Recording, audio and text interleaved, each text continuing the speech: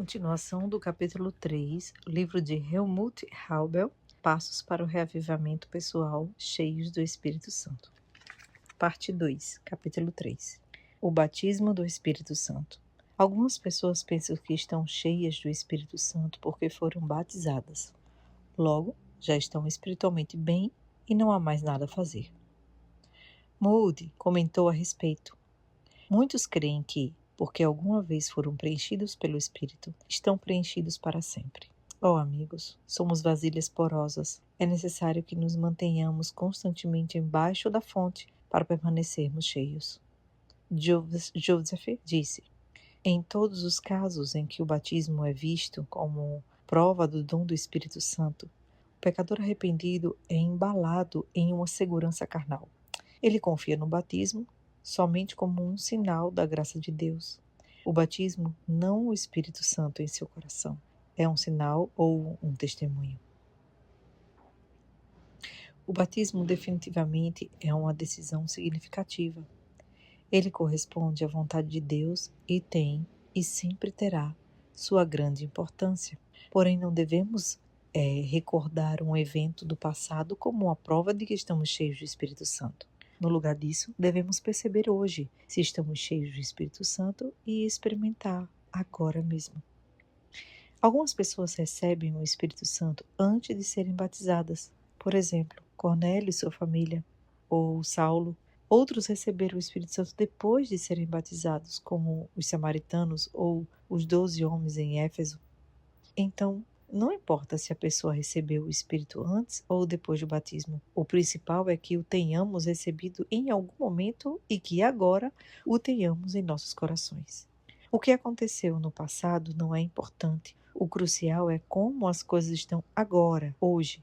Vamos recordar. Nossa vida física começa no momento da concepção e ao nascermos, ela se mantém através da alimentação diária, do exercício físico, do sono e outras coisas.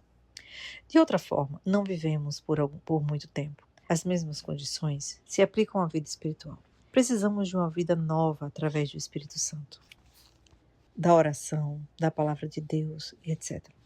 Ellen White diz, a vida natural é preservada a todo momento pelo divino poder, todavia não é sustentada por um milagre direto, mas é mediante o uso de bênçãos colocadas ao nosso alcance. De igual forma, é a vida espiritual sustentada pelo uso dos meios supridos pela providência. Nem a vida física, nem a vida espiritual permanecem em nós automaticamente. Devemos usar os meios que Deus nos concedeu. Isso significa quando nascemos de novo. O Espírito Santo nos é concedido para permanecer em nós a vida toda, mas a sua estadia depende de nosso uso diário dos meios que o Senhor nos deu. Que resultado podemos esperar se não utilizarmos esses meios? O Espírito Santo é o meio mais importante, mas também são importantes a oração, a conexão com Deus através de sua palavra, a participação em serviços de adoração, entre outros. Estamos de acordo que de fato precisamos cuidar de nosso eu interior diariamente. Se não fizermos, teremos consequências lamentáveis. Então, já que não podemos adiantar as nossas refeições físicas, muito menos podemos adiantar nossas refeições espirituais. Deus não provê auxílio para amanhã. Desejado às Nações, 215. Eu acredito que está bem clara a necessidade da entrega diária a Jesus e súplica diária pelo derramamento do Espírito Santo em nossas vidas. Ambos os assuntos têm a mesma finalidade. São os dois lados da mesma moeda. O relacionamento íntimo com Cristo. Eu me entrego a Ele, rendo minha vida e o convido a entrar em meu coração ao rogar por seu Santo Espírito. Entre outros versos bíblicos, 1 João 3, 24, leia também João 14, 17 e 23. Nos ensina que Jesus ele vive em nós por meio do Espírito Santo. Desse modo, sabemos que ele permanece em nós pelo Espírito que nos deu. Os efeitos do Espírito Santo. Quando o Espírito Santo habita em nós, ele reproduz em nossas vidas a obra de Cristo. Romanos 8, 2 diz, porque por meio de Cristo Jesus, a lei do Espírito de vida me libertou da lei do pecado e da morte. Podemos interpretar a lei do Espírito como a maneira pela qual o Espírito Santo realiza obras nos corações, completamente entregues a Deus. Somente o Espírito pode tornar as obras de Cristo uma realidade em minha vida. Ellen White explica: o Espírito Santo, dado como agente de regeneração, sem o qual o sacrifício de Cristo de nenhum proveito teria sido.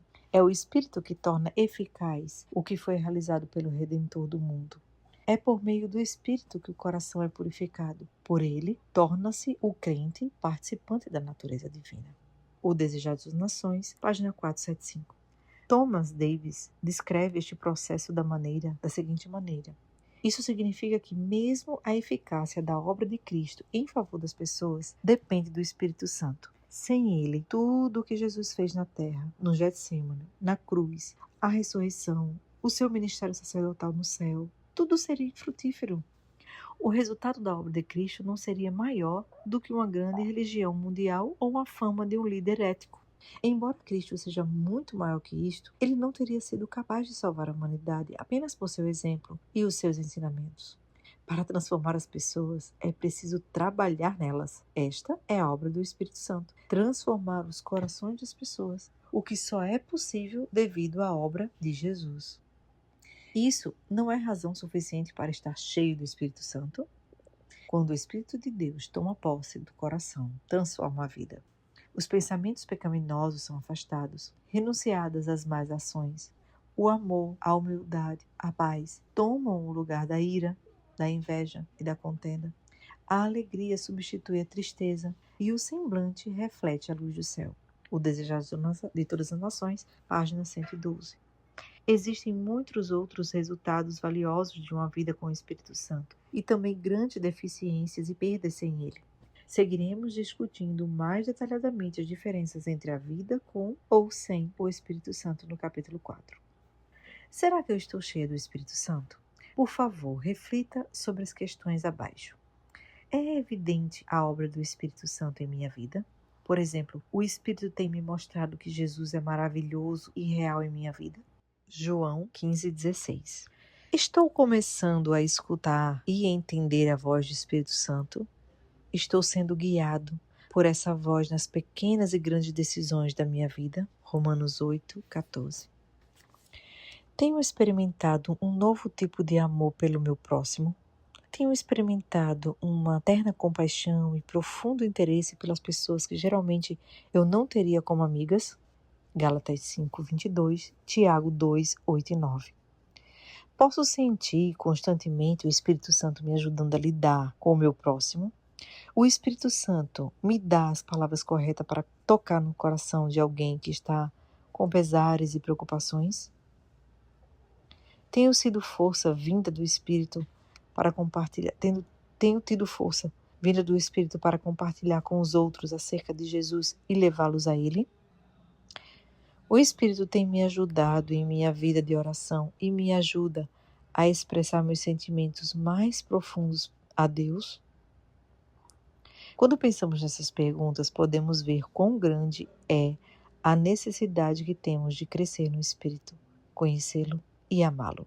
Um irmão escreveu: meu pai e eu nos reconciliamos. Depois de estudar os livros Passos para o Reavivamento Pessoal e 40 Dias, volume 1 e 2, tive e tenho a experiência maravilhosa de experimentar o derramamento do Espírito Santo. Foi especialmente emocionante para mim poder experimentar como o Espírito Santo trabalha e quer trabalhar em todas as áreas da minha vida. Reconciliação entre pai e filho. Minha relação com meu pai sempre foi complicada. Meus desejos e orações durante minha infância e juventude eram sempre em favor de uma relação melhor com meu pai, mas a situação piorava cada vez mais. Passaram-se 6 ou 7 anos e Deus preencheu esse grande vazio do meu coração. Enquanto estudávamos e orávamos pelo derramamento do Espírito Santo, minha esposa e eu podíamos experimentar grandemente a presença de Deus. Orávamos por nossa família, em especial por meu pai. Durante esse tempo eu recebi um amor renovado por meu pai. Pude perdoá-lo por todo o dano que havia sofrido em nossa relação desde a minha infância. O meu pai e eu, nós somos amigos agora. Ele também está começando a se tornar mais espiritual e a falar de Deus para as outras pessoas. Agora, 2 anos depois, nossa relação continua muito boa. Eu agradeço a Deus por essa experiência. Eu costumava me sentir tão fraco e sozinho, mas desde que eu comecei a orar diariamente pelo Espírito Santo, estou experimentando uma nova maneira maravilhosa de vida e relacionamento com Deus. Oração. Senhor Jesus, te agradeço porque queres permanecer em mim através do Espírito Santo. Obrigado, porque através da minha entrega diária, nossa relação de confiança e amor cresce.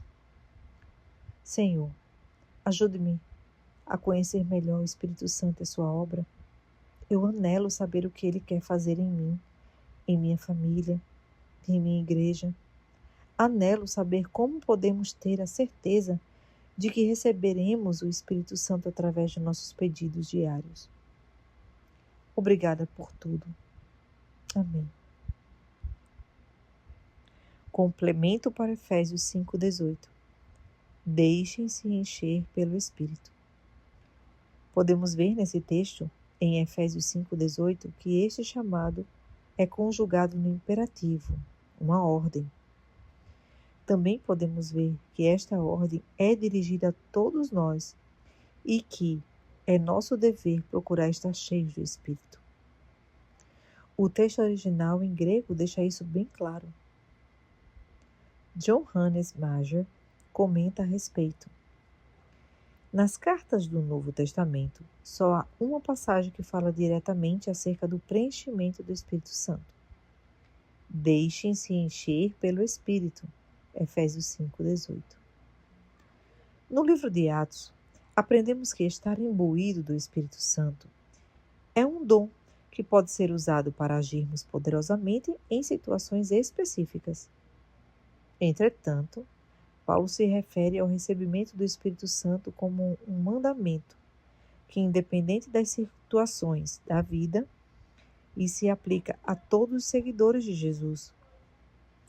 Este pequeno, porém importante mandamento é composto por 4 partes principais. Parte 1. O verbo cheio, plerem, é utilizado na forma imperativa. Nesse verso, Paulo não faz uma recomendação ou oferece um conselho amigo. Ele não dá uma sugestão que se possa aceitar ou recusar. Ele ordena com a autoridade de um apóstolo. Um mandamento sempre traz um apelo à vontade da pessoa. O fato de que o cristão está cheio do Espírito Santo ou não depende muito do próprio cristão. Os cristãos estão sujeitos ao mandamento de se esforçarem para estarem cheios do Espírito Santo.